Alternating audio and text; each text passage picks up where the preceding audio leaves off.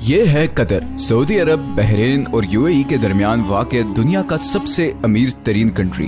इतना अमीर कि इसकी पर कैपिटा इनकम है $1,28,000, जो कि अमेरिका, सिंगापुर और इवन पड़ोसी अरब ममालिक जैसे कि यूएई और सऊदी अरब वगैरह से भी कहीं ज्यादा है। बड़ी बड़ी बिल्डिंग्स, शॉपिंग मॉल्स, महंगी गाड़ियां, इसीलिए कतर को मिडिल ईस्ट का वेगस भी कहते हैं। लेकिन कतर हमेशा से ऐसा नहीं था। चंद साल पीछे चले जाएं तो कतर सिर्फ एक तपता हुआ सहरा था जिसमें गुर्बत, भूख और बोरियत के अलावा कुछ नहीं था। तो फिर ये इतनी बड़ी ट्रांसफॉर्मेशन कैसे हुई? जो देश सारे अरब कंट्रीज में सबसे गरीब था, आज दुनिया का अमीर तरीन देश कैसे बन गया?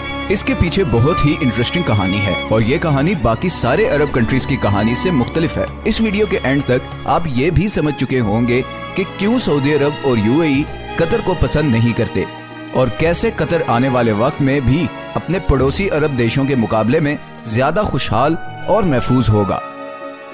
ये कहानी शुरू होती है 1916 में, जब कतर के अमीर अब्दुल्ला अल सानी ने ब्रिटिश के साथ एक ट्रीटी साइन की, जिसके मुताबिक ब्रिटेन ने कतर को किसी भी जमीनी या समुद्री हमले की सूरत में डिफेंड करना होगा और कतर बदले में अगले 25 साल तक ब्रिटिश कॉलोनी का हिस्सा रहेगा और यहाँ से निकलने वाले हर नेचुरल रिसोर्स में ब्रिटेन का शेयर होगा। 1940 में कतर में सबसे पहली ऑयल फील्ड डिस्कवर हुई। 1960 तक कतर में तेल की खोज और उसे जमीन से निकालने का काम उरूज पर था और कतर के हालात आहिस्ता आहिस्ता बदलने शुरू हो चुके थे, मगर अभी भी कोई बहुत ज्यादा तब्दीली नहीं आई थी।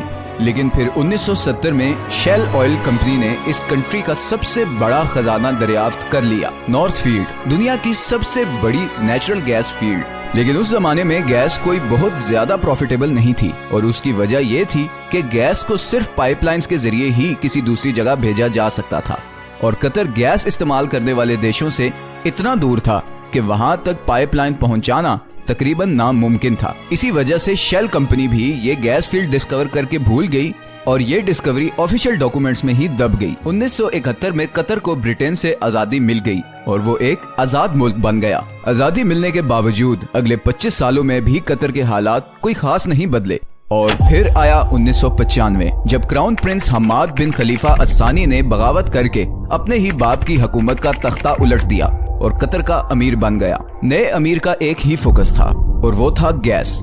हमाद बिन खलीफा ये जानता था कि कतर की तकदीर सिर्फ गैस ही बदल सकती है, इसीलिए उसने एक बहुत ही रेयर टेक्नोलॉजी गैस लिक्विफिकेशन में इन्वेस्ट किया। लिक्विफिकेशन एक ऐसी टेक्नोलॉजी है जिसमें गैस को लिक्विड फॉर्म में कन्वर्ट किया जाता है ताकि उसे ऑयल की तरह शिप्स में दूसरे कंट्रीज तक पहुंचाया जा सके। इस सारे प्रोसेस में गैस को -161 डिग्रीज पे ठंडा रखना पड़ता है। इसी प्रोसेस पे कतर ने सारी इन्वेस्टमेंट कर दी और आज वो एलएनजी का सबसे बड़ा एक्सपोर्टर है।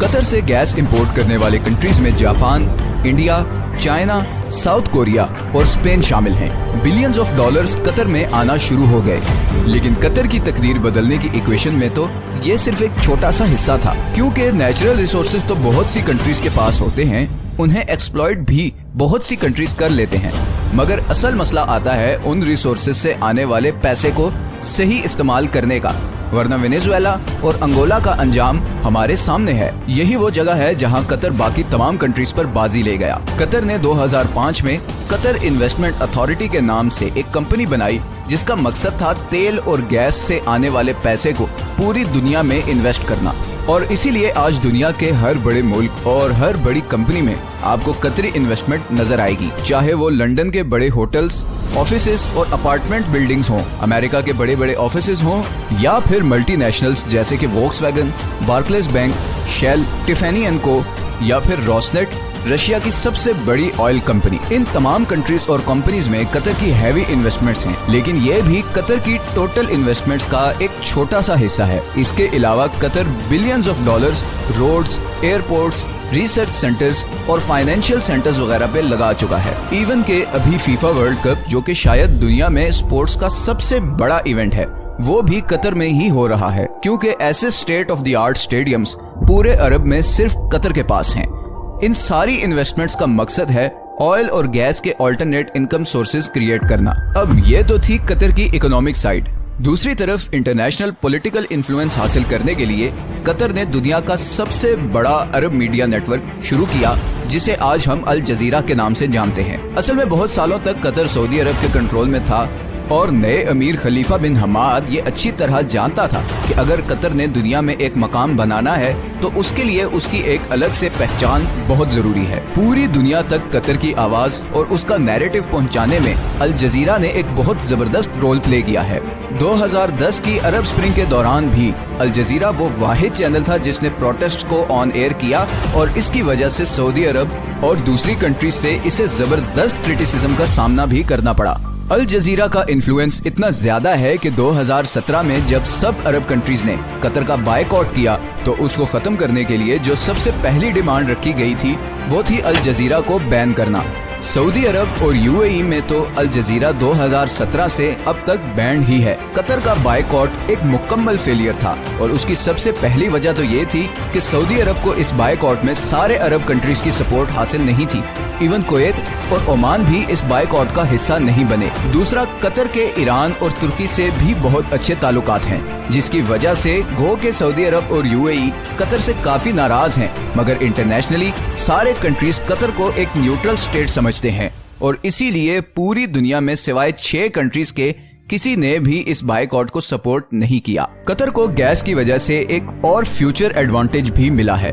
ऑयल के बारे में तो बहुत से एक्सपर्ट्स कहते हैं कि 2030 नहीं तो मैक्सिमम 2040 तक वो इलेक्ट्रिसिटी से रिप्लेस हो जाएगा, मगर गैस के बारे में ऐसी कोई प्रिडिक्शन नहीं, बल्कि उल्टा गैस की डिमांड मुसलसल बढ़ती जा रही है। अभी रिसेंट रशिया यूक्रेन वॉर में रशिया की जानिब से गैस पाइपलाइन की ब्लॉकेज के बाद कतरी गैस की डिमांड 10 गुना बढ़ गई, क्योंकि अब यूरोपियन कंट्रीज भी गैस के लिए कतर से राब्ता कर रहे हैं और ये डील कतर को और अमीर बना देगी। 2022 में कतर की एनर्जी एक्सपोर्ट्स पहले ही $100 बिलियन क्रॉस कर चुकी हैं। तो कल को जब बाकी अरब कंट्रीज ऑयल रिप्लेस होने से परेशान होंगे, वहीं कतर को इस चेंज से कोई खास फर्क नहीं पड़ेगा। अब कतर में सब कुछ अच्छा भी नहीं है और रिसेंटली वहाँ पर लेबर क्लास की कंडीशन को लेकर काफी सवाल भी उठाए गए हैं, लेकिन स्टिल कतर बाकी अरब देशों के मुकाबले में काफी ओपन स्टेट है, जहाँ मीडिया की आजादी है, इकोनॉमिक कंडीशंस बेहतर हैं और फ्यूचर प्लानिंग भी हो